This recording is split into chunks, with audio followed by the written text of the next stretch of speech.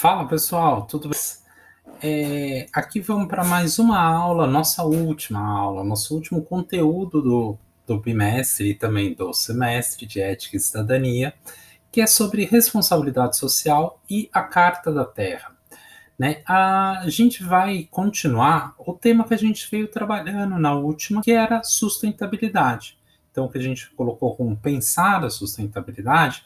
Então, agora a gente vai trabalhar um pouco essa sustentabilidade pensando na responsabilidade social e ambiental das empresas e também numa proposta, né, que eu vou pedir para vocês lerem sobre uma responsabilidade planetária que está contida na Carta da Terra. Vamos lá? Olhem aqui. Qual que é a importância da responsabilidade social? Quando a gente pensa em responsabilidade, a gente pensa em deveres, né? Então, responsabilidade social tem a ver com deveres que as instituições, as pessoas têm com a sociedade. Então, é uma responsabilidade perante a sociedade, né? Com as transformações que vêm vindo no mundo do trabalho, com as transformações que vêm vindo na sociedade civil como um todo, os governos e as empresas eles começaram a adotar uma postura de maior responsabilidade, de ter maiores controles sobre a ação dessas empresas e sobre a ação dos governos. Foi cobrada uma maior ação dessas empresas e dos governos para dar uma resposta para a sociedade.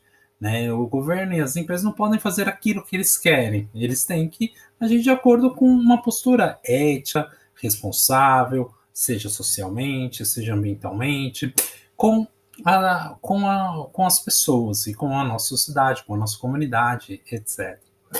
Essa responsabilidade, essa pressão que veio da sociedade civil, principalmente a partir dos anos 90, depois dos anos 2000, ela vai gerar uma nova cultura organizacional. Isso é uma nova forma com que os trabalhadores, os colaboradores dentro da empresa vão se organizar para fazer seu produto, para trabalhar, né, buscando alternativa que beneficiassem a todos que estão envolvidos no processo, seja aqueles trabalhadores, seja os consumidores, seja o meio ambiente, seja a comunidade.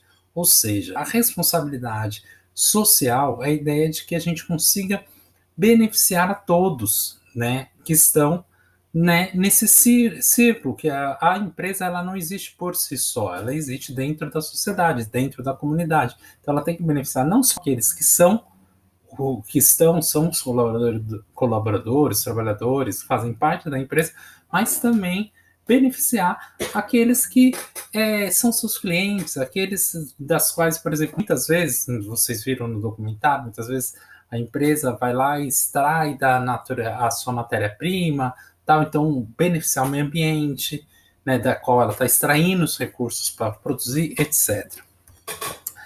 Existem alguns princípios que a gente chama da responsabilidade social e ambiental. Vamos ver alguns deles?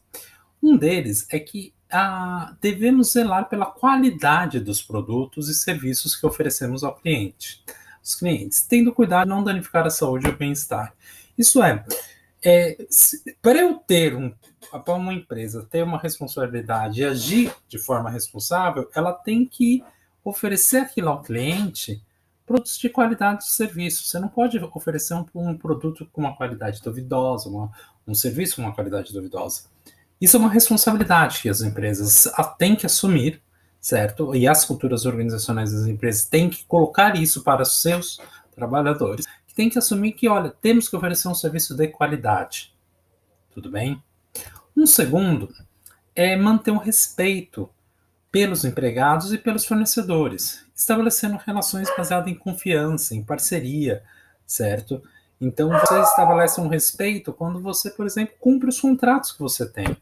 Você não vai atrasar o salário, você não vai deixar de pagar o fornecedor, ou caso tenha algum problema que ele tem que levar a isso, você tem que ter um contato de confiança, falar claramente isso. Não ficar enganando, esperando, etc. Então, você tem que ter um contrato de confiança aqui. Porque é necessário, para ter responsabilidade, tem que haver confiança. Um terceiro é se preocupar com a saúde e a segurança no ambiente de trabalho. Então, é, por exemplo, garantir EPI, garantir o equipamento de proteção individual, é garantir que o ambiente esteja limpo, certo? É garantir que os seus funcionários tenham acesso seja a plano de saúde, ou seja, ao cuidado de saúde, principalmente quando você trabalha com alguns elementos, às vezes fábricas químicas, fábricas que trabalham com alguns elementos que podem prejudicar os funcionários. Então, tem que garantir e zelar por essa segurança e pela saúde no ambiente de trabalho. Outra coisa é ser transparente com a sociedade, provendo todas as informações de interesse público em relação às operações e às atividades da empresa. Não esconder isso. Não é tipo assim, achei um defeito no produto e não vou anunciar para ninguém que tem um defeito, porque isso pode trazer prejuízo. Achou um defeito? Vamos fazer um recall. Né? A gente vê as empresas fazendo recall. Então tem que ter essa transparência nas informações. Um quinto é respeitar o ambiente, estabelecendo práticas que não afetem o equilíbrio e a qualidade de vida das comunidades, certo? Então você você retira muitas vezes produtos do meio ambiente para a matéria-prima, seja para fazer caixa, seja de embalagem, seja o produto na qual a empresa vai produzir, seja o produto no qual vai transportar. Então, se faz isso, tem que ter uma resposta, tem que ter uma devolução para o meio ambiente. Não vai descartar o lixo de forma inadequada, por exemplo, principalmente lixo industrial, certo? Então, esses são 5, mas tem alguns a mais. O sexto, atuar com ética no que diz respeito ao trato com outras empresas ou com as pessoas físicas, assim como no recolhimento de tributos, cumprindo as obrigações da empresa. É uma obrigação, às vezes a gente pode falar, olha, professor, mas tem muitos tributos, os tributos poderiam ser diferentes. Tudo bem que os tributos poderiam ser diferentes. A gente pode, inclusive, agir tipo, de forma cidadã para pedir para alterar alguns tributos. Porém, os tributos que existem, a gente tem que cumprir. Entende? Porque são eles, por exemplo, que financiam saúde, educação, etc. Então, se são esses que existem, a gente cumpre. Podemos reclamar disso? Lógico que podemos reclamar. Podemos questionar? Lógico que podemos questionar. Podemos mandar um projeto, podemos elaborar, podemos juntar-se com outras pessoas, outras empresas e falar, olha, tem que mudar os tributos para determinadas atividades, porque é muito alto, tal. Podemos fazer isso. Porém, temos que respeitar, certo? Primeiro, com outras empresas, não prejudicando elas diretamente, né? Principalmente com fake news, com falsidades, mas também as pessoas físicas. E também o Estado no recolhimento dos tributos, tudo bem? Um sétimo é envolver-se com crescimento econômico e social sustentável, participando em atividades que beneficiem a sociedade. É importante que as empresas, por elas produzirem para a sociedade, ganharem, né, seu lucro, suas atividades em relação à questão da sociedade, também volte esse benefício. No Brasil, tem muitas empresas que fazem isso, por exemplo, quando vão financiar, seja projetos sociais, seja equipes esportivas, seja o esporte brasileiro. Então, tem várias empresas que às vezes financiam, por exemplo, o vôlei, o tênis de mesa, ou o atletismo, etc., como uma forma de, ao você ter seu crescimento econômico, sustentar, financiando o crescimento econômico do país, você também ajudar e trazer atividades que beneficiam a sociedade. Dei alguns exemplos para vocês pensarem, porque isso vai envolver atividade, tá? Penúltimo, desculpa, incentivar projetos culturais, sociais, educacionais que possam trazer desenvolvimento para o entorno social. Então, às vezes, por exemplo, vocês já devem ter visto empresas que sustentam uma praça, ou tem os projetos sociais também, às vezes uma escola de futebol, ou seja, uma escola, ou uma escola mesmo para os funcionários, para os filhos dos funcionários, sustentar cursos técnicos, etc., mas também projetos culturais, certo? Envolver investimento em teatro, em música, em festivais, etc., né? Então, ter responsabilidade social é também utilizar aquilo que a empresa ganha da sociedade, certo? Também ela investir para dar retornos diferentes para a sociedade. E por último, estimular seus funcionários o compromisso social, certo? E atividade comunitária. Vou pôr para cá para cortar um pouco menos, principalmente porque é o próximo Slide vou cortar, se eu ficar por aí. Então, você fazer esses são princípios que todas as empresas podem seguir para pensar a responsabilidade social dessas empresas, né? Pensar a responsabilidade delas como algo importante, como um retorno das atividades que elas fazem e ganham fazendo essas atividades na nossa sociedade. Pensando nessas questões, muitos intelectuais, ambientalistas, empresários, políticos, foram participando ao longo de 30 anos, né, desde os anos 70, de 1970, de fóruns da ONU, da Organização das Nações Unidas, que debatiam um marco legal, uma carta legal, vamos dizer assim, para uma atuação em prol dos direitos ambientais. E nos anos 2000, numa reunião da Unesco, né, foi formulada a Carta da Terra. A Carta da Terra é uma espécie de direitos humanos do meio ambiente. Eu vou disponibilizar a Carta da Terra junto com essa aula para vocês lerem.